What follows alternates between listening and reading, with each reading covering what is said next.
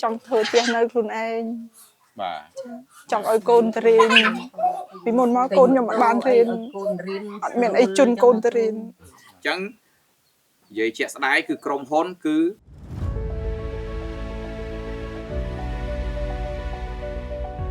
អញ្ចឹងពេលដឹកមកឲ្យយើងគឺសង្ឃឹមថាយើងទទួលយកឡានតែដល់ពេលយើងសុំដូរជាលុយយើងត្រូវគិតគូរច្បាស់លាស់ថាពិនិត្យមើលជាក់ស្ដែងថាតើគួរឲ្យឬក៏មិនឲ្យអានេះតែអនឡាញគេរៀបចំឲ្យនៅប៉ុណ្ណឹង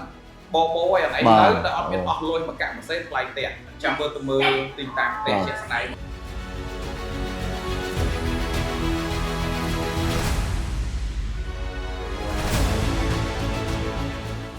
មើលជាក់ស្ដែងអញ្ចឹងណាអញ្ចឹងខ្ញុំគិតថាតាំងពីផ្លូវចូលជិះចូលអីមកហ្នឹងឡានបើកបានទាំងអស់ហ្នឹង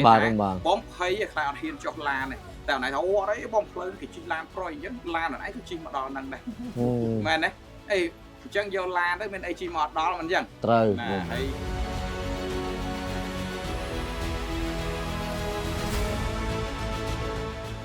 បាទឥឡូវអ្វីដែលបងនិយាយពីមុនមកវាក៏ការចុះមកសង្កេតមើលអញ្ចឹងណាអញ្ចឹងតាមការសង្កេតតាំងពីផ្លូវចូលតាំងពីនេះការងារអនឡាញធ្វើនៅនោះក៏តាមផ្ដល់ព័ត៌មានមកក្នុងមួយខែជួនកាលបានលុយ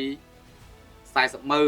500000អញ្ចឹងណាពេលណាមានការងារច្រើន600000គាត់ជាគ្រួសារមួយទាំងមូលជីវភាពប៉ុណ្ណឹងវារៀងពិបាកមែនហើយបើយើងយកឡានមកឲ្យគាត់ចាក់សាំងហ្នឹងគឺវាគ្មានលុយទៅចាក់សាំងទេ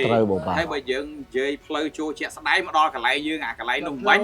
អត់ហ៊ានជិះឡានមកទេព្រះអង្គចុះពីឡានអត់ទូលគូពេក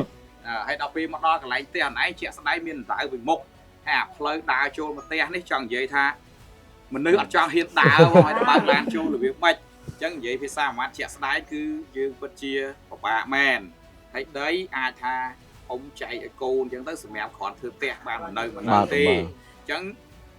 និយាយជាក់ស្ដែងគឺក្រុមហ៊ុនគឺបដូរឡានទៅជាលុយឲ្យបងឯងតែម្ដង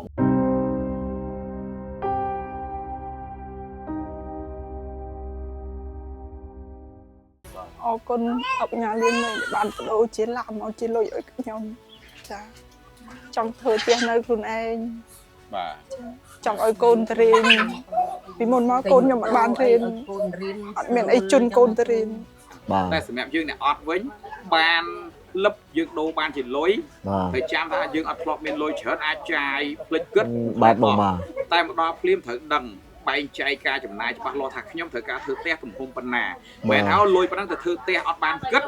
ត្រូវធ្វើផ្ទះអត់ហើយអស់លុយឲ្យលេងទៀតអញ្ចឹងយើងត្រូវដឹងថាផ្ទះហើយជាងនិយាយមកជាងគេដឹងថាខ្ញុំចង់បានផ្ទះទំហំប៉ុណ្ណាខ្ញុំចង់ចំណាយលុយប៉ុណ្ណាសម្រាប់ធ្វើផ្ទះមកសំរុំខ្ញុំស្នាក់នៅអញ្ចឹងដល់ពេលបានមកស្នាក់នៅមកអីប៉ុណ្ណឹងបន្ទាប់មកលុយយើងត្រូវសល់ទុកធ្វើអីបន្តទៀត